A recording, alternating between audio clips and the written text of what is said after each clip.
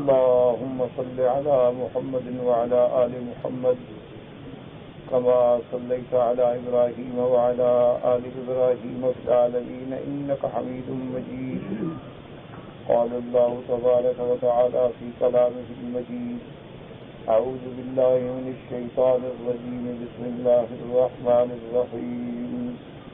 نحن نقص عليك نبأهم بالحق إنهم فتية آمنوا بربهم وزدناهم هدى وربطنا على قلوبهم إذ قاموا فقالوا ربنا رب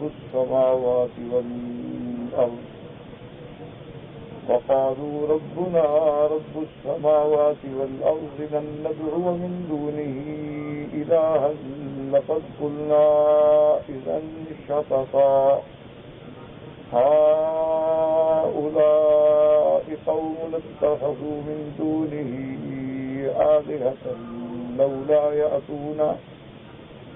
لولا يأتون عليهم بسلطان بين فمن أظلم ممن افترى على الله كذبا وإذ اعتزلتموهم وما يعبدون إلا الله فأووا إلى الكهف ينشر لكم ربكم من رحمته ويهيئ لكم من أمركم مرفقا.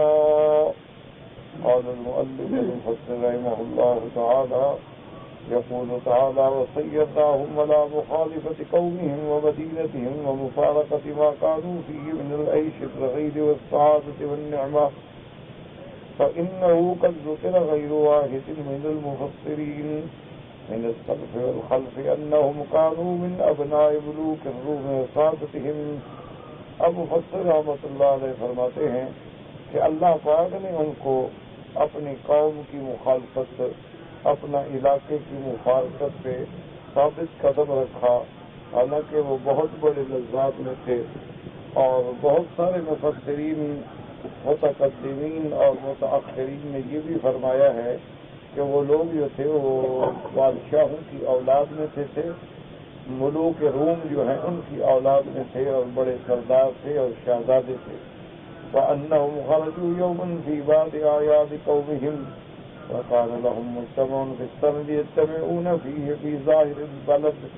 وہ ایک دن اپنی قوم کی کسی عید کے ضمن میں، کیونکہ ان کی قوم جو ہے وہ سال میں میلے وغیرہ اور عیدیں مناتی تھی، تو وہ بھی اسی ضمن میں باہر نکلے تاکہ عید میں شرکت کریں. وَكَانُوا يَعْبُدُونَ الْأَصْنَامَ وَالطَّوَاغِيتَ وَيَذْبَحُونَ لَهَا. اور ان کی قوم جو تھی وہ بت پرست تھی اور بتوں کی عبادت کرتی تھی اور بتوں کے نام پہ چڑھاوے چڑھاتی تھی اور ان کے نام پہ جانور ذبح کرتی تھی. وَقَالَ لَهُمْ مَلِكٌ جَبَّارٌ عَنِيدٌ يُقَالُ لَهُ دَقْيَانُوسُ. اور ان کا جو بادشاہ ہے وہ بڑا جبار، بڑا سرکش تھا، اس کا نام جو ہے کہتے ہیں کہ دقیانوس تھا. وَكَانَ يَأْمُرُ النَّاسَ بِذَلِكَ وَيُحُثُّهُمْ عَلَيْهِ وَيَدْعُوهُمْ إِلَيْهِ. اور وہ بادشاہ جو ہے وہ بھی اپنی قوم کو اسی بات پہ آمادہ کرتا تھا کہ بتوں کی عبادت کرو، بتوں پہ نظریں چڑھاؤ، اور اسی کام پہ ان کو ابھارتا تھا.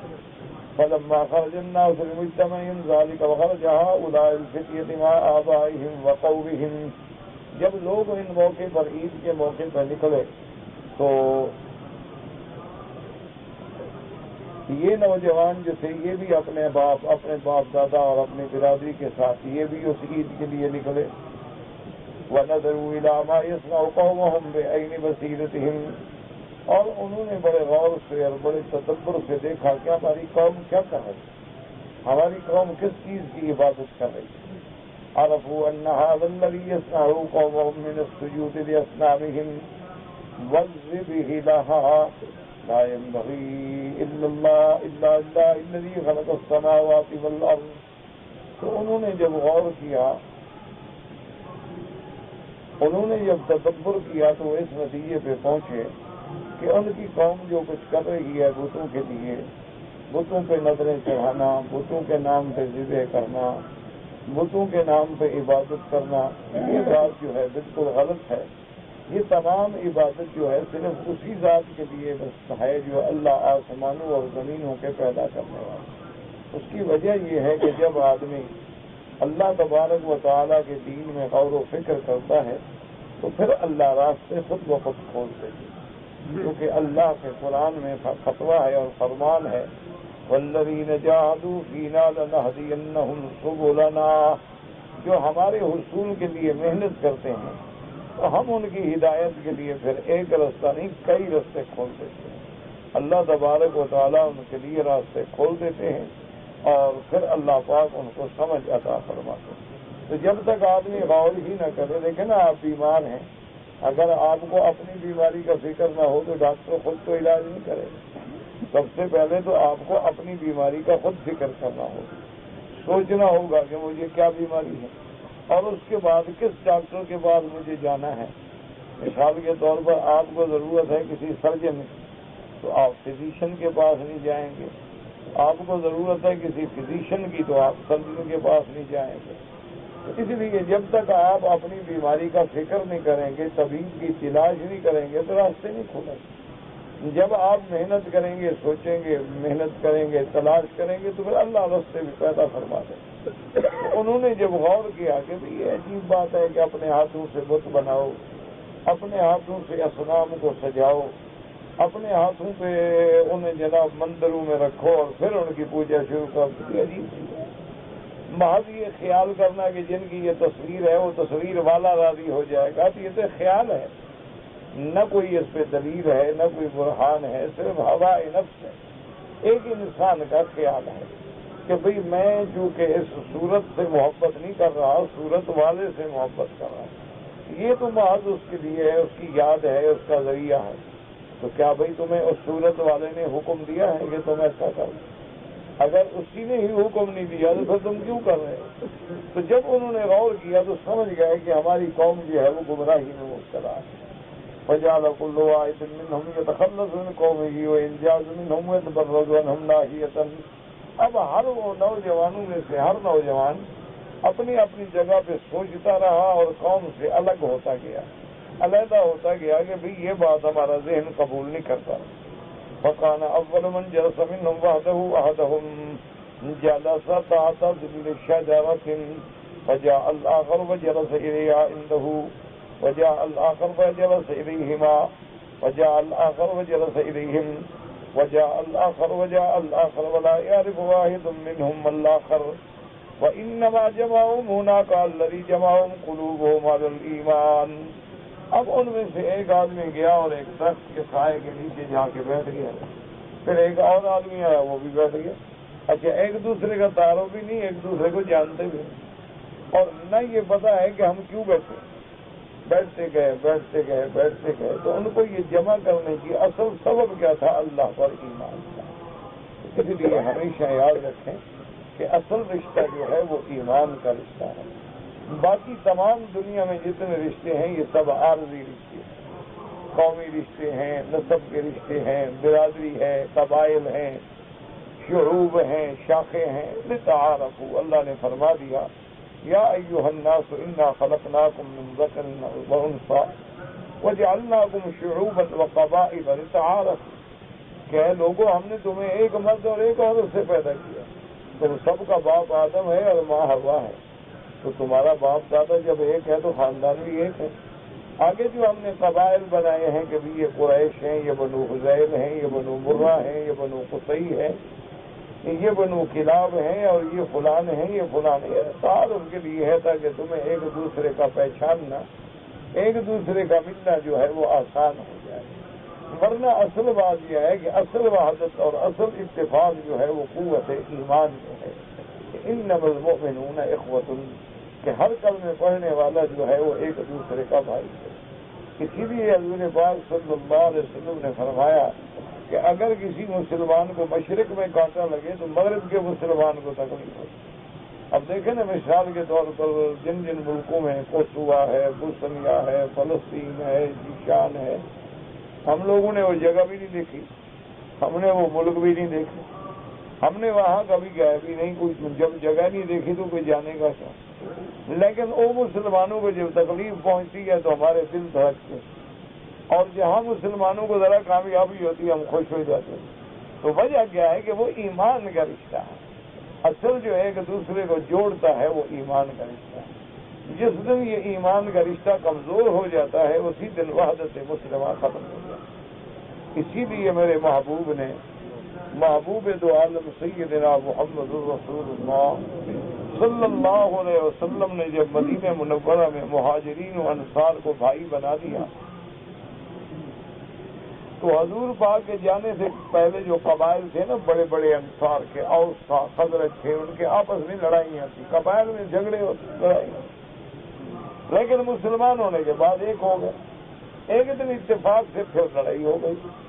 اب لڑائی ہوئی تو جناب اب سب نے اپنے قبیلے کو یا للہ کا یا للخزرج، او میرے قبیلے والوں بھاگو، او میری قوم بھاگو۔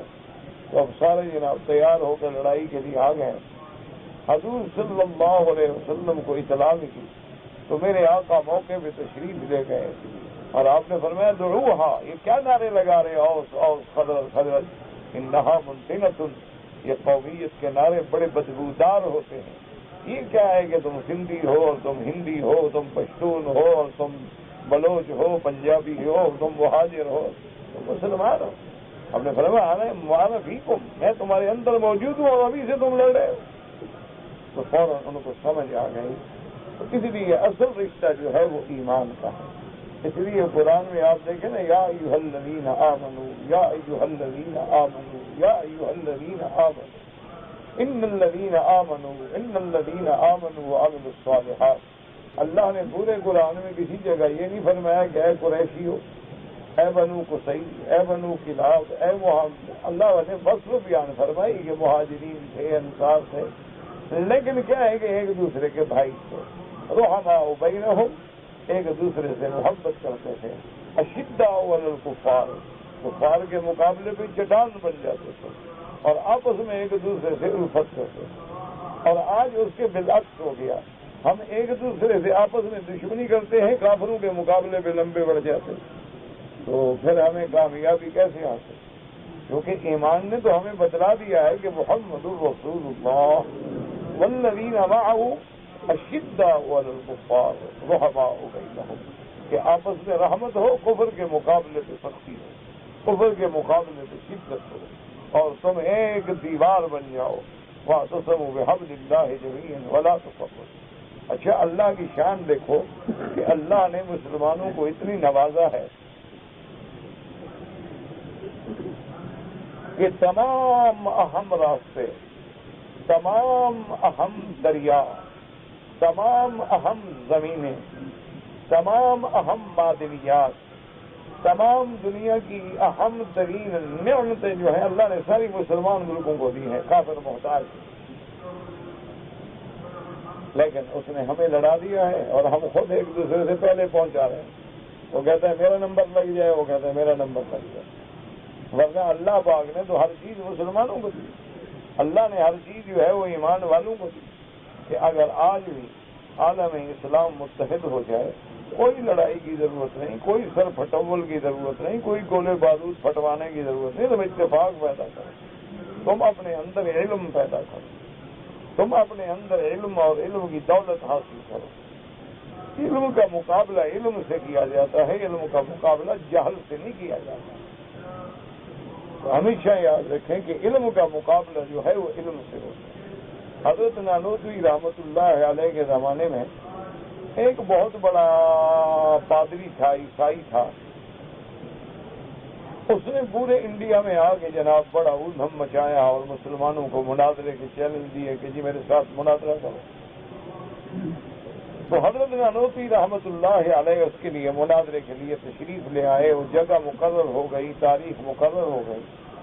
حضرت رحمت اللہ علیہ بڑے خفیف سے آدمی تھے، بالکل نفیس آدمی تھے، تو وہاں حضرت نے اپنے علماء، اپنے شاگردوں کو بھیجا کہ اس کے ساتھ جا کے شرائط مناظرہ طے کرو گی، مناظرہ کس بات پہ ہوگا، وہ اصول کیا ہوگا، کون کون سی کتابیں ہوں گی، کیا شرائط ہوں گی، تو شرائط ہوتے ہیں مناظرہ کے، وہ طے کریں۔ تو علماء گئے، اس سے باتیں کی اور شرائط مناظرہ لکھ کے واپس تشریف لائے۔ تو حضرت نانوتوی رحمۃ اللہ علیہ سے کہنے لگے کہ حضرت مناظرہ تو خیر بعد میں ہوگا، جو ہوگا انشاءاللہ، لیکن ایک ہمیں بڑا خطرہ ہو گیا۔ آپ نے فرمایا وہ کیا؟ انہوں نے کہا جناب اس کے سامنے تو ڈھیر لگا ہوا تھا کھانے کا، وہ ہم سے بات بھی کر رہا تھا اور کھا بھی رہا تھا، بات بھی کر رہا تھا اور کھا بھی رہا تھا، ہمارے بیٹھے بیٹھے ساری آدھی میز کھانے کی کھا گیا۔ تو اگر خدا نہ خواستہ اس نے کہا کہ نانوتوی صاحب میرے ساتھ کھانے میں مقابلہ کریں، تو پھر تو حضرت آپ کی شکست یقینی ہے، کیونکہ آپ تو اتنی چھوٹی سی روٹی کھاتے ہیں۔ نفیس آدمی تھے حضرت رحمۃ اللہ علیہ، اور انڈیا میں چھوٹی چھوٹی روٹیاں پکڑی، حضرت بڑی مشکل سے وہ ایک چھوٹا سا ٹکڑا لیتے اور کھا لیتے۔ تو انہوں نے فرمایا جی اگر اس بدبخت نے یہ کہہ دیا کہ بھائی میں نانوتوی صاحب سے مناظرہ کرتا ہوں لیکن پہلے کھانے میں، تو پھر تو حضرت ہماری شکست دیکھی۔ تو حضرت نے بڑے آرام سے بڑے سکون سے فرمایا کہ بھائی اگر کھانے میں مقابلہ ہوا تو پھر تم کس لیے ہو میرے ساتھ؟ تم جو موجود ہو تو میں تمہیں پیش کر دوں۔ اچھا، اور اگر تم بھی ہمت نہ کر سکو تو میں کہوں گا بھائی تم کھانا رکھو، ہم ادھر ایک بھینس باندھ دیتے ہیں، اس سے مناظرہ کرو، دیکھو تم زیادہ کھاتے ہو یا بھینس زیادہ کھاتی، تم زیادہ کھاتے ہو یا ایک اونٹ زیادہ کھاتا ہے۔ چلو اونٹ کا قد بڑا ہوتا ہے، تمہارے قد کا گدھا باندھ دیتے ہیں، دیکھو تم زیادہ کھاتے ہو کہ گدھا زیادہ کھاتا ہے۔ تو فرمایا کھانے میں تو مقابلہ نہیں ہوتا، اگر مقابلہ کرنا ہے تو اس کو اور مجھے ایک مکان میں بند کر دو اور نہ کھانے میں مقابلہ کرو۔ فرمایا مناظرہ تو تب ہوتا ہے کہ اس کو بھی بند کر دو مجھے بھی بند کر دو، کہ بھئی نہ اس کو پانی دو نہ مجھے پانی، نہ کھانا، دیکھ لیں گے کہ کون زندہ رہتا ہے اور کون مرتا ہے، دیکھیں کتنے تک مناظرہ کرتا ہے۔ اصل مناظرہ تو روحانیت سے ہوتا ہے، حیوانیت سے تھوڑا ہوتا ہے۔ ہم نے کہا یہ تو حیوانوں کا کام ہے، کھانا پینا چرنا مر جانا، یہ کوئی زندگی ہے؟ یہ کھانا پینا جو ہے، یہ کھانا پینا تو ہم سے زیادہ حیوان کرتے ہیں۔ اچھا، قوت جماع بھی ہم سے زیادہ حیوانوں میں ہوتی ہے۔ اب دیکھا نہیں چیڑا ہے کتنے دفعہ دن میں وہ اپنا جماع کرتا ہے، تو اس میں تو ہم سے زیادہ قوت ہے۔ ایک گھوڑا ہوتا ہے اور سینکڑوں گھوڑیاں آتی ہیں اس کے پاس، تو اس کا معنی کیا ہوا کہ وہ ہم سے بہتر ہے؟ ایک گدھا ہم سے زیادہ بہتر ہے؟ یہ تو حیوانیت ہے، حیوانیت تو کوئی بات نہیں ہوتی۔ اصل بات تو ملکیت ہے، اصل بات تو روحانیت ہے کہ اللہ ہمیں ایمان کی قوت دے، کہ اللہ تبارک و تعالی ہمارے اندر وہ توحید کی چنگاری بھڑکا دے، اللہ تبارک و تعالی ہمارے اندر اپنے ذکر کی شمع جلا دے۔ جب وہ قوت پیدا ہو جاتی ہے تو پھر یہ سارا جہان جو ہے وہ کچھ بھی نہیں ہوتا، کہ ساری دنیا جو ہے اس کے سامنے پھر ہیچ اور حقیر ہو جاتی ہے کہ یہ ساری دنیا کیوں؟ جب خالق السماوات والارض سے تعلق بن گیا تو پھر سماوات والارض کیا چیز ہے؟ دیکھو نا، ایک آدمی کا جب بادشاہ سے تعلق جڑ جائے تو پھر وہ تھنے دار کو تو گھاس نہیں ڈالتا ہے، تو جس بندوں کا اللہ سے تعلق جڑ جاتا ہے تو پھر باقی چیزیں کیا ہیں؟ باقی چیزیں ساری ان کے نظروں میں حقیر ہو جاتی ہیں کہ بھئی ہر بات میں بس ایک ہی فکر ہوتا ہے کہ اللہ راضی ہو جائے، ایک ہی فکر ہوتا ہے کہ میرا اللہ سے تعلق نہ ٹوٹ جائے، ایک ہی فکر ہوتا ہے کہ میرا کوئی کام ایسا نہ ہو کہ میرا رب ناراض ہو جائے، میں اللہ کی نافرمانی میں آ کے مغضوب علیہم میں نہ بن جاؤں بلکہ میں منعم علیہم میں بن جاؤں۔ تو اس لیے ہمیشہ یاد رکھیں کہ یہ سارے تصورات اور سارے تخیلات، یہ ساری چیزیں جو ہیں یہ اسلام اصل رشتہ ایمان کا ہے۔ اب دیکھیں وہ توحید کا سوچتے گئے اور کٹھے ہوتے گئے، وہ اس کو نہیں جانتا، وہ اس کو نہیں جانتا، وہ اس کا واقف نہیں ہے، وہ اس کا واقف نہیں۔ حضور کے ذرا تصور کریں نا، مجلس میں نظر ڈالیں تو کہیں حضرت ابو بکر ہیں، حضرت عمر ہیں، کہیں دیکھو تو عثمان و علی ہیں، اور کہیں دیکھو تو پھر ابو ذر ہے، اور کہیں دیکھو تو حضرت بلال ہے، اور حضرت صہیب ہے، اور حضرت زید ہے، اور حضرت سلمان ہے، کہیں کرشی ہے، کہیں فارسی ہے، کہیں حبشی ہے، لیکن ایک ہی شمع کے سب پروانے ہیں، آپس میں رقابت کیا جانے، وہ ایک شمع نبوت پہ فدا ہونے والے ہیں، تو سارے جو ہیں وہ ایک ہی رسول کے عاشق ہیں، ایک ہی اللہ کے ماننے والے ہیں۔ تو اس چیز میں ان کو اکٹھا کیا، وہ کہتے اکٹھے ہوتے گئے لیکن پتہ کوئی نہیں ان کو۔ کما جاء فی الحدیث الذی رواہ البخاری تعلیقا من حدیث یحییٰ بن سعید بن مردان عائشہ عن عائشہ رضی اللہ تعالی عنہا قالت قال رسول اللہ صلی اللہ علیہ وسلم الارواح جنود مجندۃ فما دار منها ائتلف وما تناکر منها اختلف۔ یہ صحیح حدیث مبارک ہے امام بخاری رحمۃ اللہ علیہ نے بھی اور امام مسلم رحمۃ اللہ علیہ نے بھی ذکر فرمایا کہ بی بی عائشہ صدیقہ رضی اللہ تعالیٰ عنہ روایت فرماتی ہے، حضور پاک نے فرمایا کہ الارواح جنود مجندۃ، ارواح جو ہے وہ بھی اللہ کا ایک لشکر ہے، اور جب الارواح کو اللہ نے اکٹھا کیا تو جن کو آپس میں اختلاف ہو گیا اور دنیا میں بھی محبت ہو گئی، جن ارواح کا وہی حالت عالم ارواح میں ایک دوسرے سے تناقض و تباغض ہو گیا، دنیا میں بھی اختلاف ہو گیا۔ یہ اللہ دلوں میں محبت ڈالتے ہیں، ایمان والا ایمان والے کے ساتھ اور کافر کافروں کے ساتھ۔ والمؤمنون اولیاء بعضهم اولیاء بعض، مومن مومن کا دوست ہوتا ہے اور کافر کافر کا دوست ہوتا ہے، خبیث خبیث کا دوست ہوتا ہے اور طیب طیب کا دوست ہوتا ہے۔ اسی لیے اللہ تبارک و تعالی عالم ارواح سے بھی اسی طرح وَأَخْرَجَهُ مُسْلِمُ فِي صَحِيحِهِ مِنْ حَدِيثِ سُهَيْلٍ النبي هريرة رضي الله تعالى عنه عن رسول الله صلى الله عليه وسلم الناس يقولون الجنسية لتظلم والغرض أنه جعل كل أحد منهم يكتم علي نصابي خوفا منهم ولا يدري أنهم مسوة قال أحدهم حضرت ابو ہریرہ رضی اللہ تعالیٰ عنہ فرماتے ہیں الناس یقولون، بس اچھا اس نے بھی وہ روایت کر وہ بات ختم ہو گئی، جیسے حدیث امام بخاری نقل کی اسی طرح امام مسلم نے بھی حضرت ابو ہریرہ سے نقل۔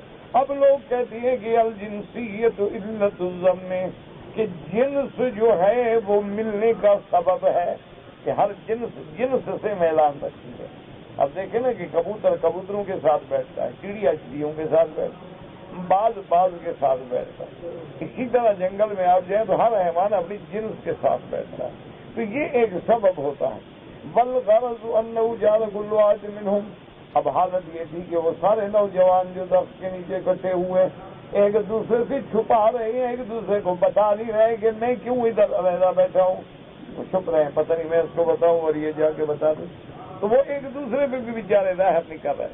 حتى قال هذا تعلمون والله يا قوم إنه ما خرجكم من قومكم وأفردكم عنهم إلا شيء فليظهر كل واحد منكم بأمره۔ اب جناب بیٹھے بیٹھے ایک ان میں سے کہنے لگا کہ میرے ساتھیوں، یہ تو ضروری بات ہے کہ کوئی نہ کوئی چیز تو ہے نا جو ہمیں اپنی برادری سے علیحدہ کر کے ادھر لے آئی ہے، تم بھی چھوڑا ہے، یہ بھی چھوڑا ہے، یہ بھی چھوڑا ہے، میں بھی چھوڑے، کو وجہ تو ہے نا۔ تو اب ہر آدمی بتائے کہ تم کیوں آئے ہو ادھر، کیوں وہ میلہ ٹھیلا چھوڑ دیا، کیوں اپنی قوم کو چھوڑ کے علیحدہ بیٹھے ہوئے، بتاؤ سبب کیا۔ وقال آخر اما انا فإني والله رأيت ما قومي عليه فعرفت انه باطل۔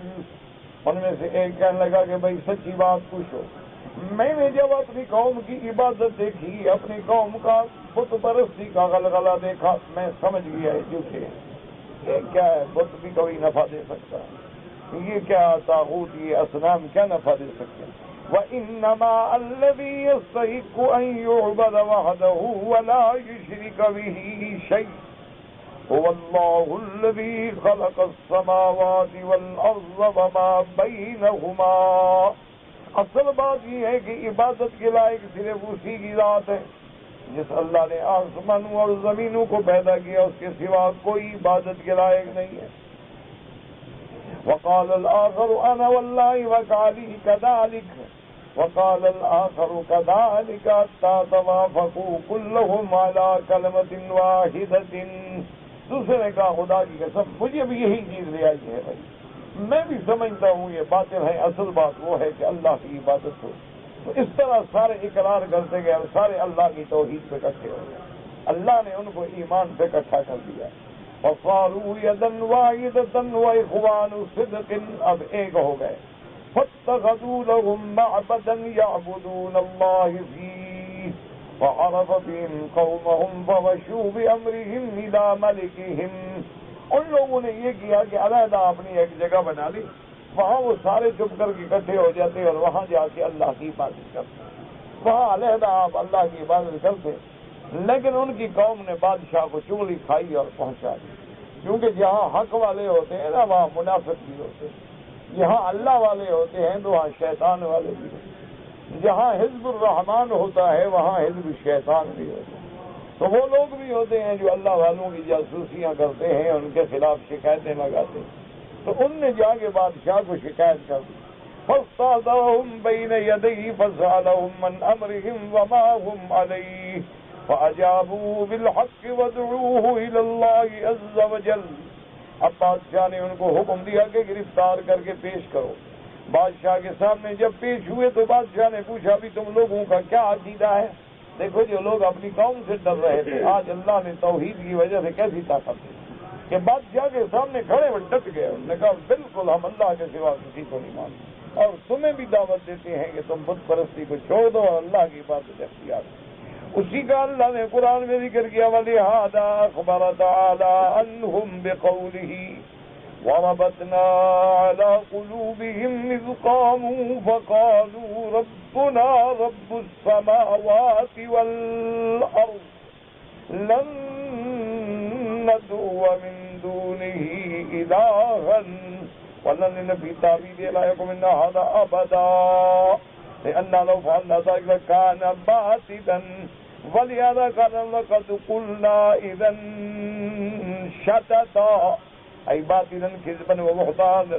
اللہ نے فرمایا ہم نے پھر ان کے دلوں کو جما دیا عقیدہ توحید پہ اور ایمان پہ، وہ کھڑے ہو گئے. انہوں نے کہا کہ سن بادشاہ، ہمارا رب وہ ہے جو رب آسمانوں اور زمین کا، اس کے سوا ہم کسی کی عبادت نہیں کرتے. لن ندعو من دونه الہا، اس کے سوا ہم کسی کو نہیں پکارتے، اس کے سوا ہم کسی کی عبادت نہیں کرتے ہیں، کسی کو ہم الہ حق نہیں سمجھتے، وہی معبود برحق ہے. اور لن ندعو من دونه، نفی لن کے ساتھ کی، یہ نفی جب ایک لم کے ساتھ بھی ہوتی ہے، ان لم تفعلوا ولن تفعلوا، تو اس کا فائدہ کیا ہوتا ہے کہ تعبید کے لیے ہوتی ہے. انہوں نے کہا بادشاہ سوچ لے، لا یقوم منا ھذا ابدا، ہم اللہ کو چھوڑ کے کسی غیر کی عبادت کبھی بھی نہیں کریں گے، جو مرضی ہے کر لو. اور اگر ہم اللہ کو چھوڑ کے غیر کو خدا مانے، پھر ہم نے تو سب سے بڑا جھوٹ بولا، ہم نے تو پھر جھوٹ بولا اور بہتان بانا. لقد قلنا اذا شططا، اللہ کے سوا اگر ہم نے غیر اللہ کو الہ بنایا تو اس سے بڑا جھوٹ کیا ہے، اس سے بڑا بہتان کیا ہے. هؤلاء قوم اتخذوا من دونه آلهة لولا يأتون عليهم بسلطان بين. اللہ کا سوا دعوت دینے والے صحیح. انہوں نے کہا بادشاہ سلامت، یہ ہماری قوم، ہماری برادری اللہ کو چھوڑ کے جو غیر اللہ کو سجدے کر رہی ہے، غیر اللہ کی عبادت کر رہی ہے، غیر اللہ کی نظر نیاز چڑھا رہی ہے، ان کو کوئی دلیل لائیں کہ اللہ کے سوا کسی غیر کی عبادت کیا ہے. کوئی دلیل ہے ان کے پاس، کوئی حجت ہے ان کے پاس؟ اتنا بڑا جھوٹ کہ اللہ کے سوا یہ غیروں کو معبود بناتے ہیں. فرمایا وَمَنْ أَظْلَمُ مِمَّنِ افْتَرَىٰ عَلَى اللَّهِ كَذِبًا، اس شخص سے بڑا ظالم کون ہوگا جو اللہ پہ جھوٹ باندھے کہ خدا تو وہ ہے یہ دوسرا خدا بنا ڈالے، معبود تو وہ ہے یہ دوسرا معبود بنا ڈالے، پکار کا مستحق تو وہ ہے یہ غیروں کو پکارے، سجدے کا حقدار تو اس کی ذات ہے اور غیروں کے سجدے. اس سے بڑا جھوٹ کوئی ہوگا، اس سے بڑا ظالم کوئی ہوگا دنیا کے اندر. بل ہم ظالمون کاذبون فی قولہم ذالک. اس کے بعد یعنی ان کا مقصد یہ تھا کہ ہماری قوم جو ہے یہ ظالم ہیں، اپنے نفسوں پہ ظلم کر رہے ہیں اور اپنے دعوے میں جھوٹے ہیں. فیقال انما لكم بعض الايمان بالله بعضهم وتحدثهم وتواعدهم وامر بنزيل بعضهم انهم الذي كان عليهم من زينة قومهم وجعلهم لينظروا في امرهم لعلهم يرجعون عن دينهم الذي كانوا عليه. بادشاہ نے حکم دیا کہ ان کی لباس، ان کا عہدہ، ان کا مرتبہ یہ سب چھین دو. یہ شہزادی ہیں اس لیے اکڑ ہے، ان کو عام حالت میں لے آؤ اور کہا دیکھو میں تمہیں مہلت دیتا ہوں، سوچ لو اور میرے دین پہ واپس آ جاؤ. اگر تم اسی طرح میرے مخالف رہے تو پھر میں تمہیں سخت سزا دیں گے. ابو فضل فرماتے ہیں وکان هذا من لطف الله بهم فإنهم في تلك النظرة توسلوا إلى الهرب منهم والفرار بدينهم من الفتنة. وهذا هو المشهور عند وقوع الفتنة في الناس أن يفر العبد منهم خوفا على دينه كما جاء في الحديث. اللہ تبارک و تعالیٰ کا لطف و کرم ہے کہ بادشاہ نے جب ان کو مہلت دی مولتی سوچنے کے لیے تو ان کو موقع مل گیا بھاگنے کا، ان کو موقع ملا، ان نے جناب واپس سے مشورہ کیا اور ملک چھوڑ کے بھاگ گئے۔ اور مفسر فرماتا ہے کہ فتنے کے وقت میں ہونا بھی یہی چاہیے کہ اگر ایک فتنے میں آدمی مبتلا ہے تو فتنے سے نکل جائے، یہ نہیں ہوتا ہے کہ فتنے کو اور بڑھاتا رہے، بلکہ اپنے دین بچانے کے لیے فتنوں کو چھوڑ کے ایک طرف ہو جائے۔ كما جاء في الحديث يوشك أن يكون خير مال أحدكم غنما يتبع بها شعف الجبال ومواقع القطر يفر بدينه من الفتن۔ حدیث پاک میں آیا کہ قریب ہے وہ زمانہ آئے گا کہ تم لوگوں کے لیے سب سے بہتر مال جو ہے وہ بکریاں ہوں گی، کیوں بکری خفیف چیز ہے نا، تو بکریوں کو لے کے وہ ان پہاڑوں پہ ان علاقوں میں چلا جائے گا جہاں بارشیں ہوتی ہیں، گھاس شاس ہوتی ہے، بس وہیں اپنی بکری چرا لی، دودھ پی لیا، زندگی کا وقت ہے اپنا گزار لیا۔ تو اس طرح وہ فتنے سے اپنے آپ کو بچائے گا کہ فتن کے دور کے اندر بچنا جو ہے وہ بڑا بحال ہو جاتا ہے۔ تو اس لیے بعض وقت ایسے بھی آ جاتے ہیں، لیکن یاد رکھیں کہ کمال ان لوگوں کا ہوتا ہے کہ اس وقت بھی وہ رہیں اور حق پہ جمے رہیں اور حق کی دعوت دیتے ہیں۔ اب دیکھو نا، ہر طرف طوفان بدتمیزی، یعنی آپ باہر کو چھوڑ دیں، صرف اللہ کے حرم میں آئیں، جدھر نظر ڈالو اور جدھر مرضی ہے نظر، نیچے کب تک نیچے کرو؟ ہاں دیکھا یہ نیچے نظر نیز کر یہ تیر بن رہا ہے، یہ بھی تو مسئلہ ہوتا ہے، یہ بھی تو ڈر ہوتا ہے۔ کبھی لوگ ہیں یہاں دیکھو ہمیں دکھا رہا ہے، بڑا نیچے آنکھیں جھکا جھکا کے چل رہا ہے۔ اور نہ کرو آپ حجر اسود پہ جاؤ، عورتیں ہیں، رکن یمانی پہ جاؤ، عورتیں ہیں، حرم میں داخل ہو، عورتیں ہیں، نکلو، عورتیں ہیں، چہرہ کھلا ہوا ہے، میک اپ کیا ہوا ہے، سگار کیا ہوا ہے، ہر طرف فتنہ۔ اچھا اخبار کھولو، عورتیں، کوئی رسالہ اخبار کے لیے پڑھو، عورتیں، کوئی چینل دیکھو گے بھی دنیا دیکھا یہ نیچے نظر نیز کر یہ تیر بن رہا ہے، یہ بھی تو مسئلہ ہوتا ہے، یہ بھی تو ڈر ہوتا ہے۔ کبھی لوگ ہیں یہاں دیکھو ہمیں دکھا رہا ہے، بڑا نیچے آنکھیں جھکا جھکا کے چل رہا ہے۔ اور نہ کرو آپ حجر اسود پہ جاؤ، عورتیں ہیں، رکن یمانی پہ جاؤ، عورتیں ہیں، حرم میں داخل ہو، عورتیں ہیں، نکلو، عورتیں ہیں، چہرہ کھلا ہوا ہے، میک اپ کیا ہوا ہے، سگار کیا ہوا ہے، ہر طرف فتنہ۔ اچھا اخبار کھولو، عورتیں، کوئی رسالہ اخبار کے لیے پڑھو، عورتیں، کوئی چینل دیکھو گے بھی دنیا ہے، انسان ہے، خبروں سے کیسے لا تعلق رہ سکتا ہے، خبر دینے والی عورتیں ہیں۔ یعنی آپ حیران ہوں گے کہ ان کی سگریٹ کی ڈبی نہیں بکتی جب تک عورت کا فوٹو نہ ہو، تیل نہیں بکتا جب تک عورت نہ ہو، شیمپو نہیں بکتی جب تک عورت نہ ہو، ڈالڈا گھی نہیں بکتا جب تک عورت نہ ہو۔ آپ کے فتنے سے کیسے بچیں؟ اور یہ ایسا فتنہ ہے کہ ساری رات نفل پڑھو اور 1 منٹ کے لیے کسی غیر عورت کے چہرے پہ نظر جما کے دیکھ لو، ساری عبادت ختم، ساری عبادت ختم۔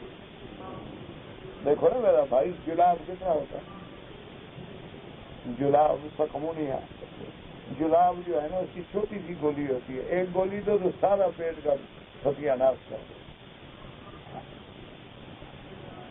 ایک چھوٹی سی گولی ہوتی ہے لیکن سارے پیٹ کو ہلا دیتی۔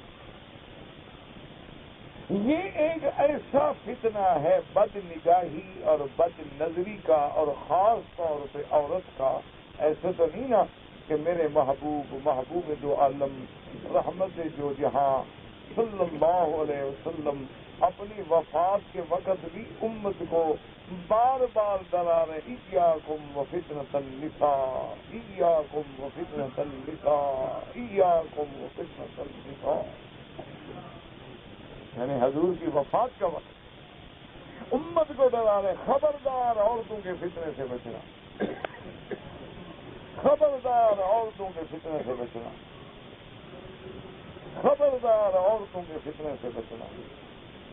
آج آپ اللہ کے حرم میں بیٹھے ہیں، میری باتیں تو چھوڑ دیں، میں کوئی نہ مولوی، نہ عالم، نہ پیر، نہ فقیر، ایک آپ کافنا سا خادم ہوگا، ایک سمجھ لیا کرو ایک پاگل ہے، مجذوب ہے، دیوانہ ہے، اس کی بڑھ ہے، کوئی بات اچھی لگے مان لیا، نہ لگے چھوڑ دیا، ٹھنڈے دل سے غور کرو، اپنے قبیلے پہ نظر ڈالو، اپنی قوم میں نظر ڈالو. آج دو بھائیوں میں جو لڑائی ہے سبب کیا ہے؟ اور وہ کہے گا میں لڑکی دیتا ہوں بھائی کے بیٹے کو، کہے گا نہیں توبہ تمہارے بھائی کے بیٹے وہ تو عذاب ہیں، وہ تو فتنہ ہیں، مصیبت ہیں، وہ جاہل ہیں، بدماش ہیں، برے ہیں.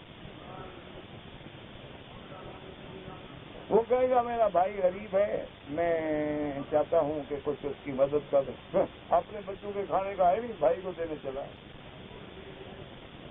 دو بھائیوں کو لڑانے میں وجہ کیا ہے؟ عورت. اچھا، ایک آدمی کے گھر میں بچہ پیدا ہوتا ہے، وہ دودھ پینے سے لے کر ساری زندگی ماں باپ اٹھا رہے ہیں، خدمت کر رہے ہیں، خدمت کر رہے ہیں، خدمت کر رہے ہیں، خدمت کر رہے ہیں، ماشاء اللہ پڑھا رہے ہیں، جوان ہو گیا.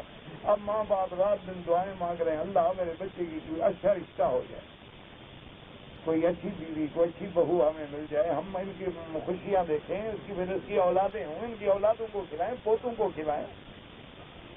وہی بیوی کہتی ہے، وہ کہتی ہے میں تمہاری ماں کے ساتھ نہیں گزارا کر سکتی، گھر الگ ہے. کیوں تمہیں کچھ کہا؟ نہیں کہا کیا ہے، بس ہر وقت جو تانے دیتی ہے نا، وہ جو گھور گھور کے مجھے دیکھتی ہے نا بوڑھی، بس میں تنگ آ. بھائی تمہیں بولا ہے مارا ہے؟ ان کا نہیں کیا مارا ہے، تم تو سارا دن باہر ہے، مجھے پتا ہے نا، میں جو ہر وقت اس کی آنکھوں کی تپش میں ہوں. بس اب وہ رہے گی یا میں رہوں گی، یا مجھے رکھ لو یا ان کے ساتھ رہے گی. وہ والدین جنہوں نے 30 سال 40 سال تک اپنے بچے کو پالا پوسا جوان کیا، شادیاں کی، بیٹھے رو رہے ہیں اور بیوی بچوں کو لے کے جا رہے ہیں. اب لوگ پوچھتے ہیں کیا ہوا، وہ کہتے ہیں یہ حالات ایسے ہیں، اچھا ہے چلو بچے الگ ہو گئے کوئی بات نہیں، کیا کہے، اس کے تو جگر کا ٹکڑا الگ ہو گیا ہے نا. کہے کہ آپ لوگوں کو کیا منہ دکھائے. اب اسی لیے کہتے ہیں جی وہ لوگ بڑے سمجھدار ہوتے ہیں، بچے کی شادی ہوتی ہے الگ فلیٹ لے دیا، میاں بیوی الگ رہے، جان چھوڑو. پتا ہوتا ہے جو کل جو بے عزتی کرانی ہے تو پہلے ہی علیحدہ کر دو، جان چھوڑو. تو ان باپ اور بیٹے کو، ماں اور بیٹے کو جدا کرنے والی چیز کیا ہے؟ عورت. بڑے سے بڑے نیک افسر ہیں، دیکھے ہیں، تہجد گزار، شب بیدار،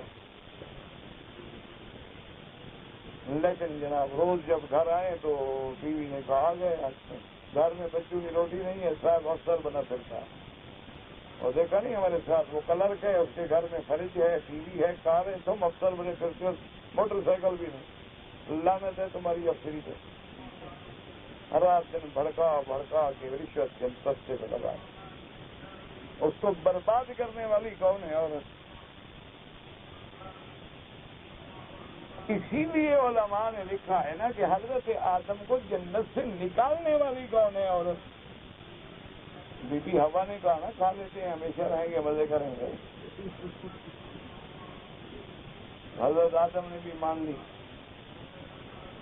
تو اس لیے آپ پوری عالم میں نظر ڈال لیں، پورے عالم میں نظر ڈالیں اور دوڑائیں کہ ہر فتنے کے پیچھے عورت. بریانی، فحاشی، بے حیائی، قتل، زنا، اغوا، ڈاکے. یہ یعنی آج مجھے ایک آدمی بتا رہا تھا کہ 6 سال کی بچی کے ساتھ زیادتی چیختی رہی، تڑپتی رہی، مر گئی.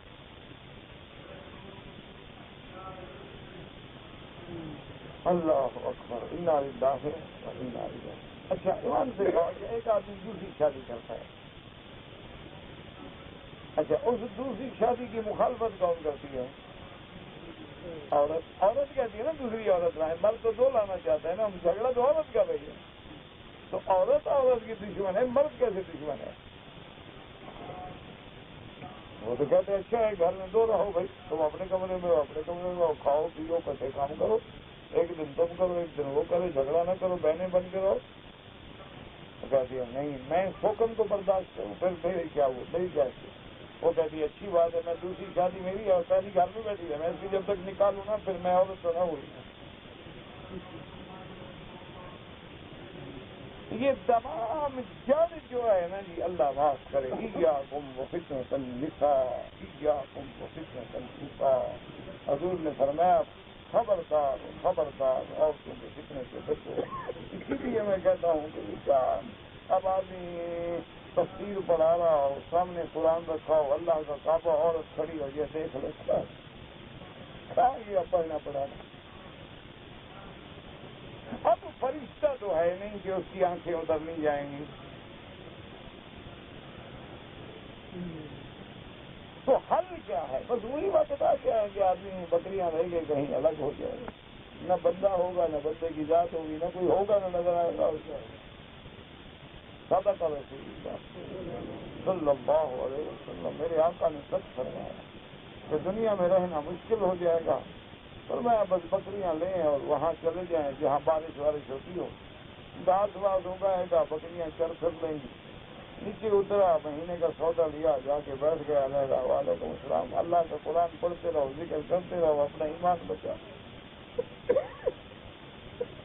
یا دوسرا حل جو ہے نا جی وہ یہی ہے کہ کسی اللہ والے کی صحبت اختیار کر، کسی اہل اللہ کی خدمت میں جا کر وقت لگاؤ،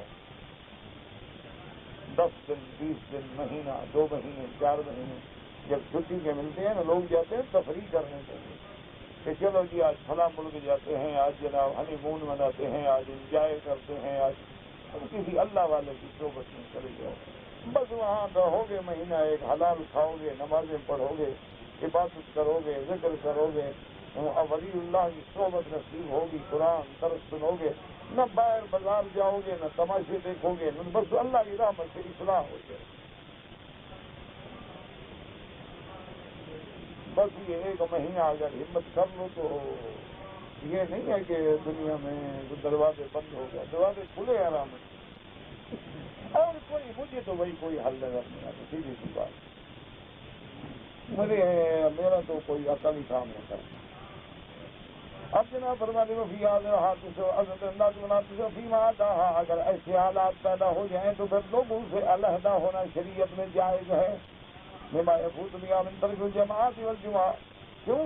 اگر ایسے حالات نہ ہوں تو پھر علیحدہ نہ ہو، کیوں؟ بس جماعت جائے گی، نماز جائے گی، جمعہ جائے گا، عید جائے گی، حج جائے گا۔ یہ اس وقت ہے کہ جب دین کا بچنا مشکل ہو جائے تو پھر لوگوں سے علیحدگی اختیار کرنا جائز ہے، ورنہ جائز نہیں ہے۔ فلما وقع محمد الزیاد والحرب من قوم واختار اللہ تعالی من ذلك وخلنا من ذلك قال من تزلتموهم وما يعبدون الا اللہ۔ اب ان سب نے مل کے فیصلہ کیا کہ بھی اب ہم یہاں نہیں رہ سکتے، اب ایک ہی حل ہے کہ ہم چپ کر کے اپنے ملک سے نکل جائیں، کہیں دور چلے جائیں، نہ ادھر ہوں گے نہ کسی اتحاد میں پڑیں گے۔ تو انہوں نے اتفاق کر لیا اور انہوں نے اپنی قوم کو اور ان کے مذہب کو، ان کی عبادت کو چھوڑ دیا۔ فَإِذَا فَارَقْتُمُوهُمْ وَخَرَجْتُمُوهُمْ بِأَدْيَانِكُمْ فِي عِبَادَتِهِمْ غَيْرَ اللَّهِ فَارِقُوهُمْ أَيْضًا بِأَبْدَانِكُمْ۔ انہوں نے کہا دیکھو بھائی، جب ہمارا دین ان سے نہیں ملتا، جب ہمارا عقیدہ ان سے نہیں ملتا، ہماری عبادت ان سے نہیں ملتی، تو اب ان کے ساتھ رہنے کا کیا فائدہ ہے؟ بس نکلو، چھوڑو ان سے۔ فَأَبُوا إِلَى الْكَهْفِ يَنشُرْ لَكُمْ رَبُّكُمْ مِنْ رَحْمَتِهِ وَيُهَيِّئْ لَكُمْ مِنْ أَمْرِكُمْ مِرْفَقًا أَيَبْسُطَ عَلَيْكُمْ رَحْمَتَهُ يَسْتُرْكُمْ بِأَمْرِكُمْ۔ نے کہا کہ چلو کسی پہاڑ میں جا کے غاروں میں چھپ جاتے ہیں، الَّذِي يَنْزُلُ فِيهِ مَنْ تَتَّقُونَ بِهِ، اللہ ہمارے لیے ہر کام میں پھر آسانی پیدا کر دیں گے۔ فَإِنَّ ذَلِكَ خَرَجُوا هَرَبًا لِلْكَهْفِ فَأَوَوْا إِلَيْهِ، وہ نکلے اور ایک غار میں بنا لی، فَفَقَدَهُمْ قَوْمٌ مِّن بَيْنِ أَظْهُرِهِمْ وَتَطَلَّبَهُمُ الْمَلِكُ فيقال إنهم لم يدخل بهم وأبى الله ولي خبرهم كما فعل بنبيه محمد صلى الله عليه وسلم صاحبه الصديق رضي الله تعالى عنه لجأ إلى غار ثور۔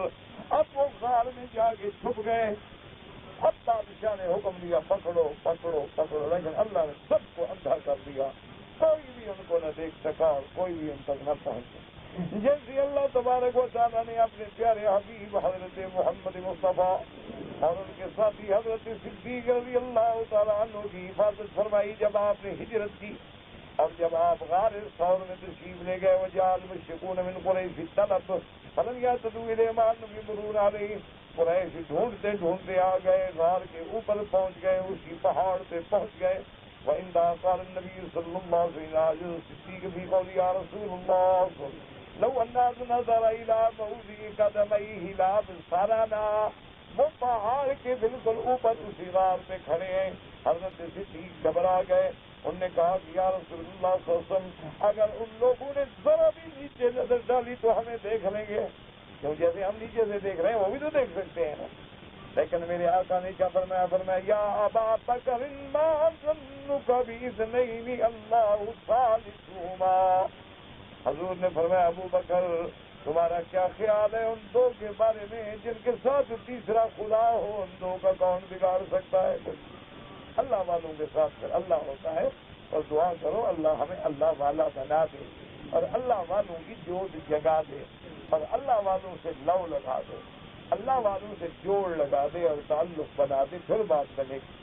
اور اس کے بعد جناب فرماتے ہیں اللہ نے قرآن میں فرمایا الا تنصروه فقد نصره الله إذ أخرجه الذين كفروا ثاني اثنين إذ هما في الغار إذ يقول لصاحبه لا تحزن إن الله معنا. اللہ پاک ہمارے ساتھ ہیں. فأنزل الله سكينته عليه وأيده بجنود لم تروها وجعل كلمة الذين كفروا السفلى وكلمة الله هي العليا والله عزيز حكيم. اللہ نے فرمایا ہے میرے محبوب آپ اپنے ساتھی کو کہہ دیں کہ کوئی غم نہ کرو، اللہ ہمارے ساتھ ہے. اللہ پاک نے اپنی رحمت نازل فرمائی، اللہ پاک نے اپنے لشکر سے ایسی مدد فرمائی کہ دنیا کی کوئی طاقت ان کو نقصان نہ پہنچا سکی. اللہ نے کافروں کو رسوا کر دیا اور کلمت اللہ کو اونچا کر دیا. دعا کریں اللہ آج بھی کفر کو رسوا کر دے. اللہ پاک اپنے جنود سے مسلمانوں کی مدد فرما دے. اللہ تبارک و تعالیٰ اپنی رحمت سے مدد فرما.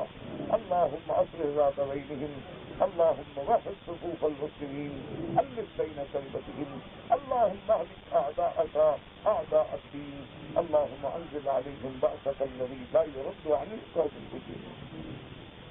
فقصة وعد الغار أشرف وأجل وأعظم وأعجب من قصة أصحاب الكهف. اب مفسر رحمۃ اللہ نے فرماتی ہیں کہ اگر غور کرو تو غار ثور کا قصہ جو ہے وہ بہت بڑا ہے، بہت عجیب ہے، بڑا شان والا ہے.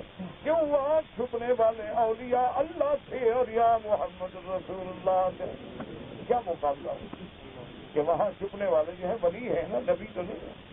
یہاں تو صدیق ہے اور محمد مصطفیٰ صلی اللہ علیہ وعلا آلہ وسلم.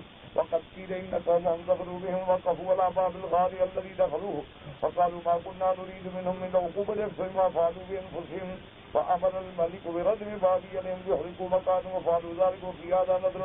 بعض کہتے ہیں کہ وہ غار کے اس دروازے تک قوم پہنچ گئی جس غار میں یہ چھپ گئے تھے. انہوں نے کہا یار اس سے زیادہ اور کیا سزا ہوگی، غار میں چھپے ہوئے ہیں رہنے دو. انہوں نے بادشاہ سے کہا کہ انہوں نے کہا کہ دروازہ بند کر دو غار کا، اندر مر جائیں گے جنگ سے. لیکن یہ قول صحیح نہیں ہے کیونکہ اللہ نے قرآن میں فرمایا کہ ان الشمس تدخل علیہم بالکاف بکرۃ وعشیا. اللہ نے فرمایا کہ ہم سورج کی روشنی اور دھوپ جو ہے وہ غار میں بھیجتے تھے، اگر دروازے بند کر دیتے تو سورج کہاں داخل ہوتا. لہذا یہ قول جو ہے درست نہیں ہے. وہی قول ہے جو اللہ نے قرآن میں فرمایا ہے وہ حق ہے. واللہ اعلم. کہتے جی کہ امام ابو حنیفہ رحمۃ اللہ علیہ نے کچھ نئی چیزیں اسلام میں پیدا کی، اس لیے ان کو جیل میں ڈالا گیا. تو آپ وہ لکھ دیتے نا کون سی نئی چیزیں، بھائی آپ لکھ دیتے نا کہ یہ امام صاحب نے نئی چیزیں پیدا کی. ایسے تو نہیں نئی چیزیں پیدا کی. ایک بات ہمیشہ یاد رکھو کہ کسی بھی امام فقہ سے یا امام حدیث سے یا امام قرات سے یا امام نماز سے کبھی بغض نہ رکھو ورنہ فاطمہ کیجیے. ایک بات ہمیشہ خیال. جب بھی اولیاء اللہ کا دل میں بغض آئے گا خاتمہ خراب ہو جائے گا۔ امام ابو حنیفہ رحمت اللہ علیہ جو جیل میں گئے اس کی وجہ چیزیں نہیں تھیں۔ بادشاہ نے کہا کہ تم کو میں اپنے سارے ملک کی عدالتوں کا بڑا بناتا ہوں، سپریم کورٹ کا چیف جسٹس بناتا ہوں۔ امام صاحب نے فرمایا کہ لا اصلہ، میں اس کے لائق نہیں۔ بادشاہ نے کہا کہ تم غصے میں آ گیا نا بادشاہ کے، اگر تم لائق نہیں ہو تو پھر کون ہو؟ کہا جھوٹ بول رہے ہو۔ انہوں نے کہا بس ٹھیک ہے بادشاہ، جب میں جھوٹ بول رہا ہوں تو جھوٹ آدمی تو قاضی نہیں ہوتا۔ بادشاہ غصہ آ گیا اور جیل سے۔ تو امام صاحب فرماتے ہیں کہ مجھے جیل تو قبول ہے لیکن قاضی بن کے دو کا فیصلہ کرنا قبول نہیں، کہ میں کسی دوسرے کے معاملے کی وجہ سے جہنم میں چلا جاؤں۔ کیوں؟ انسان ہے، یا جنت یا جہنم، غلط فیصلہ ہو جائے یا آمدن کوئی کوتاہی ہو جائے، اس لیے میں قاضی نہیں بنوں گا، جو تکلیف ہو میں برداشت کروں۔ انہوں نے اللہ کے راستے میں دیکھا۔ شیخ الاسلام ابن تیمیہ رحمہ اللہ نے اللہ کے راستے میں دیکھا۔ امام احمد ابن حنبل رحمۃ اللہ علیہ نے اللہ کے راستے میں جیل کاٹی، حتیٰ کہ ان کے بدن سے 90 کوڑے مارے گئے۔ میرے عزیز، اللہ والوں سے بغض نہ رکھا کرو۔ تمہیں تکلیف کیا ہے کہ تم امام ابو حنیفہ کے پیچھے پڑے ہوئے ہو؟ کیا وجہ ہے؟ رقبہ چھین لیا تمہارا اس نے؟ تکلیف کیا ہے؟ وہ لوگ فوت ہو گئے، وہ چلے گئے، اللہ ان کی قبروں پہ کروڑوں رحمتیں فرمائے۔ انہوں نے دین کی خدمت کی ہے۔ دیکھو نا، آج جو کوئی صحابی کا دشمن ہے، کیوں وجہ کیا ہے؟ کیا کرو گے تم؟ اپنا ایمان خراب کرنے والی بات ہے۔ اسی لیے اپنے آپ کو بچاؤ۔ ائمہ سے بغض رکھنا جو ہے وہ ان کو تو کچھ بھی نہیں ہوگا، تمہارا خاتمہ ٹھیک نہیں رہے گا۔ ایک دفعہ حضرت جبریل آئے، بی بی فاطمہ نے ان کو چاچا کہا، جھوٹ ہے، سارے جھوٹ ہے، قطبی ستارہ ہے اور چاچا ہے اور دادا ہے، یہ کوئی قصہ ہے، تو جھوٹ ہے، گھڑا ہوا۔ بی بی فاطمہ الزہرا رضی اللہ تعالی عنہا بنت النبی المصطفیٰ۔ اور یاد رکھو، اللہ کا جبریل بھی نبی کی بیٹیوں کے سامنے نہیں آتے۔ کوئی عقل کیا کرو، تمہیں اتنا شرم نہیں؟ یعنی جبریل حضور کی بیٹی کے سامنے آ جاتا اور حضور کی بیٹی ان کو چاچے کہتی۔ عقل کرو، کچھ عقل سیکھو۔ انا للہ و انا الیہ۔ اکثر لوگ دوسروں کے بچوں کو بچہ بناتے ہیں اور لے جاتے ہیں۔ بچہ بنانا تو جائز ہے لیکن وہ حقیقی بچہ نہیں ہوتا، متبنی ہوتا ہے، ورنہ باپ اس کا وہی ہے جو اس کا باپ ہے۔ لوگ محبت میں پال لیتے ہیں، اولاد نہیں ہوتی، ایک بھائی کے بچہ لے لیتے ہیں، لیکن رہے گا اسی کا بچہ جس کا وہ ہے، تمہارا متبنی ہوگا۔ جیسے حضور نے حضرت زید کو بیٹا بنایا ہوا تھا تو لوگوں نے حضرت زید کو زید ابن محمد کہنا شروع کیا۔ اللہ نے فرمایا ادعوہم لآبائہم، میرا مدنی ان کو حکم دو کہ ان کو اپنے باپ کے نام کے ساتھ پکارا جائے، جو جس کا بیٹا ہے اسی کا ہی ہے۔ وسیلہ جو ہے جی، تم اللہ سے سیدھی دعا مانگو، تم ان مسئلوں میں نہ پڑو، بس تمہارا جتنا عقل ہے نا اتنا کافی ہے، اللہ سے دعا مانگو بس۔ اگر کوئی بندہ کسی کو سکھانے کے لیے وضو نہیں تھا، تعلیم کے طور پہ سجدہ کر کے دکھلایا، کوئی حرج نہیں۔ سرکار دو عالم ہمیشہ پگڑی مبارک سفید باندھتے تھے۔ ایک دفعہ فتح مکہ کے موقع پر کالی پگڑی باندھنا بھی حضور سے ثابت ہے کہ حضور صلی اللہ علیہ وسلم نے سیاہ رنگ کی پگڑی مبارک باندھی جس دن مکہ فتح ہوا ہے، ورنہ ساری زندگی حضور پاک نے سفید پگڑی استعمال فرمائی، اور حضور پاک کو مردوں کے لیے سفید رنگ ہی پسند تھا۔ حضور پاک نے فرمایا کہ مردوں کے لیے افضل جو ہے، ویسے تو جائز ہے کوئی رنگ پہنو، لیکن افضل جو ہے وہ سفید رنگ ہے، اور عورتوں کے لیے افضل جو ہے وہ رنگین کپڑا ہے۔ عورتیں جو ہیں وہ بلا وجہ سفید نہ پہنیں، باقی پگڑی بھی آپ کسی رنگ کی باندھ لیں، کوئی بنا نہیں، لیکن حضور صلی اللہ علیہ وسلم نے سفید باندھ دیا۔ کہتے جی کہ اگر ایک آدمی نے حرم میں اعتکاف کیا، اعتکاف کی حالت میں رات کو سویا، احتلام ہو گیا، تو اس کے باہر جائے غسل کر کے آ جائے گا، کوئی مسئلہ نہیں۔ اٹھ کے چلا جائے غسل خانے میں جا کے غسل کرے, کپڑے شپڑے صاف کرے, پھر آ جائے بس. میں عصر کی آخری رکعت میں شریک ہوا تو اب جب آپ اٹھیں گے 1 رکعت پڑھ کے بیٹھ جائیں گے, پھر تشہد کے بعد 2 رکعتیں پڑھیں گے, 3 رکعتیں پوری کریں گے, اور ان 3 رکعتوں میں وہی کچھ پڑھیں گے جو اگر امام ہوتا تو پڑھتا, یعنی جس میں فاتحہ سورت ہے فاتحہ سورت, جس میں فاتحہ ہے صرف فاتحہ. کہتے ہیں جی کہ ہمارے ہاں لوگ پیروں کے بعد پہنچ جاتے ہیں. میرا بھائی پیروں کے بعد جانا تو منع نہیں ہے, بلکہ جانا چاہیے, لیکن شرط یہ ہے کہ پیر جو ہو وہ اتباع کتاب اللہ اور سنت رسول اللہ صلی اللہ علیہ وسلم کا پابند ہو, اللہ کے قرآن اور حضور کی سنت کا عاشق ہو, اور حضور کے نقش قدم سے چلنے والا ہو. ایسے بزرگوں کے پاس ضرور جائیں, ان کی صحبت میں رہیں, ان سے صحبت کا فیض حاصل کریں. لیکن آج کل جو ایک رواج بن گئے ہیں, کاروبار بن گیا ہے, یہ تو اللہ معاف کرے پہلے سے بھی زیادہ گمراہی کے اڈے بن گئے ہیں. لوگ جا جا کے گمراہ ہوتے ہیں, لوگ جا جا کے شرک میں مبتلا ہوتے ہیں, بدعات میں مبتلا ہوتے ہیں, اور ان کا عقیدہ یہ بنا دیا جاتا ہے کہ بابا بس تم نے پیر کا دامن پکڑ لیا ہے, نماز پڑھو نہ پڑھو تمہیں پیر اپنے ساتھ لے جائے گا, یعنی جہنم جائے گا تمہیں ضرور لے جائے گا, یعنی اپنے ساتھ ضرور لے جائے گا, اکیلا نہیں چھوڑے گا تمہیں, فکر نہ کرو. کیونکہ جب بے نماز تو جہنم جائے گا, پھر پیر ہو یا فقیر ہو یا مرید ہو, بے نماز کا ٹھکانہ تو جہنم ہے. تو جو پیر نماز نہیں پڑھے گا تو کہاں جائے گا؟ جہاں جائے گا مرید صاحب کے ساتھ انشاءاللہ. تو ایسے پیروں سے بچو, جو اللہ والے ہیں ان کی صحبت اختیار کرو, ان کی صحبت سے رہو. اچھا, اللہ والوں کو کیسے پہچانے؟ ایک تو ان کی صحبت میں بیٹھے تو خدا یاد آئے, ان کی صحبت میں بیٹھے تو برے کام سے دل نفرت کرے, اچھے کام کرنے کو دل چاہے, عبادت میں لذت ملے, قرآن پڑھنے میں دلچسپی پیدا ہو, اور حرام سے بچنے کی خواہش پیدا ہو, حلال کھانے کو دل چاہے اور حرام سے نفرت پیدا, سمجھ جاؤ یہ اللہ والا.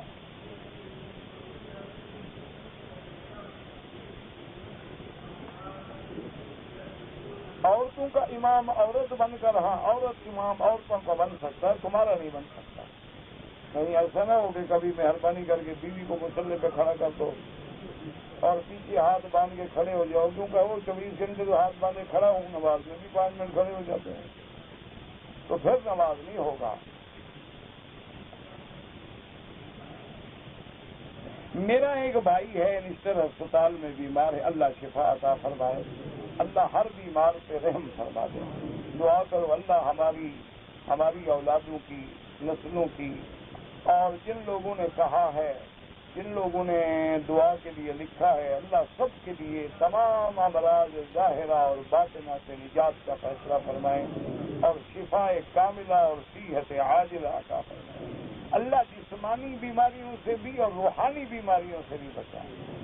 میرا بھائی آج کل بڑی بیماری ہے, نافرمانی آ گئی, کہ لوگ جو ہیں حضور نے فرمایا قیامت کی علامت ہے کہ ان یبر اصدقاءہ ویوق والداہ, کہ لوگ اپنے دوستوں کے تو بڑے ہمدرد و خیر خواہ اور فرما بردار ہوں گے, والدین کے نافرمان ہیں.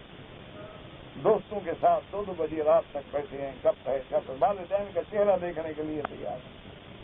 دعا کرو اللہ ان کو نافرمانیوں سے بچائے, اللہ ان کی ہدایت کے فیصلے فرمائے. یہ بھی بیماریاں ہیں, روحانی بیماریاں ہیں, نفسانی بیماریاں ہیں, اور شفا جو ہے ماں سوا دعا کے کوئی حل نہیں. بس اللہ کا دامن پکڑ لو, اللہ سے مانگتے رہو, اللہ رحم کرے. کام کرتا ہوں لیکن زکوٰۃ صدقات کھاتا ہوں, بالکل نہ کرو دین کا کام. زکوٰۃ صدقات نہ کھاؤ, مزدوری کر کے کھاؤ, وہ زیادہ بہتر ہے. تم دین کے ذریعے دنیا کھا رہے ہو, انا للہ و انا الیہ راجعون. اللہ سے دعا مانگو, اللہ ہدایت. کوئی فائدہ نہیں ہے ایسے دین کے کام کرنے کا جس کو تم نے زکوٰۃ و صدقات کا ذریعہ بنایا ہوا ہو. اللہ پاک محفوظ رکھے. ایک آدمی نے اپنی بہن کا شادی ایک آدمی سے کی, اس نے اپنی لڑکی کا شادی اس آدمی, کوئی بات نہیں, کوئی فرق نہیں پڑتا. اگر دونوں کا حق المہر الگ ہے, دونوں کا نکاح علیحدہ ہے, کوئی بات نہیں. رمضان کے بعد میں نے عمرہ کیا تھا, اس کے بعد میں نے حج کیا، وہ افراد نہیں ہوگا، وہ تمتع ہوگا. آپ کو ایک بکری دینی تھی، اگر آپ نے نہیں دی ہے تو اب ایک کے بجائے آپ کے ذمہ دو ہو گئی، ایک وہ دم تمتع اور ایک جرمانے کی بکری. جب آدمی حجر اسود کے سامنے آئے کوشش تو کرے کہ بوسہ دے، اگر بوسہ نہ دے سکے تو ہاتھ لگا کے بوسہ دے، اگر ہاتھ بھی نہ لگا سکے تو دور سے بسم اللہ اللہ اکبر، پھر بوسے دینے کی ضرورت نہیں. کہتے جی او آئی تھی کوئی انتظام کر سکتی ہے، مجھے کیا پتا، نہ مجھے او کا پتا، نہ آئی کا، نہ سی کا، ان سے بات کریں، مجھے کیا پتا. میری والدہ بیمار ہے، اللہ سب کو شفا عطا فرمائے. ہندو تھا، میں جیل میں تھا، مسلمان ساتھیوں نے مجھے اسلام کی دعوت دی، میں مسلمان ہو گیا ہوں. تو اب نماز کے لیے مجھے کوئی کہتا ہے ایسے پڑھو ایسے، کوئی تم جیسے کہتے ہیں پڑھتے رہو، سب ٹھیک ہے، کوئی جھگڑے میں نہ پڑھو. یہ بھی شیطان پھر تمہارے دماغ میں حملے کر رہا ہے.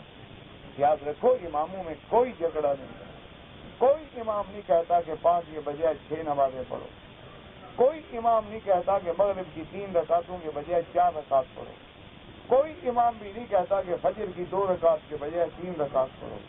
تو اصول دین میں کوئی جھگڑا نہیں. باقی فروعات ہیں، کہتے ہیں آمین زور سے کہو، کہتے ہیں ایسا کہو، کوئی بات نہیں.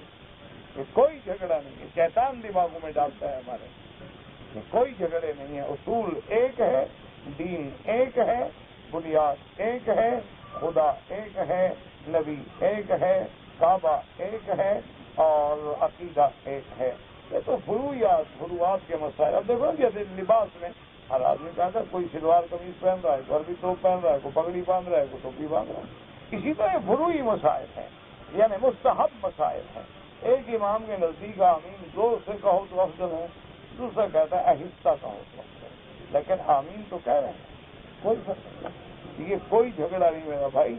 اپنے دماغ کو خراب نہ کرو. اللہ نے تمہیں اسلام نصیب کیا ہے، اسلام سے کار بند رہو، اور دماغ میں ایک بات بٹھا لو کہ اسلام کے جو اصولی مسئلے ہیں ان میں کوئی جھگڑا نہیں.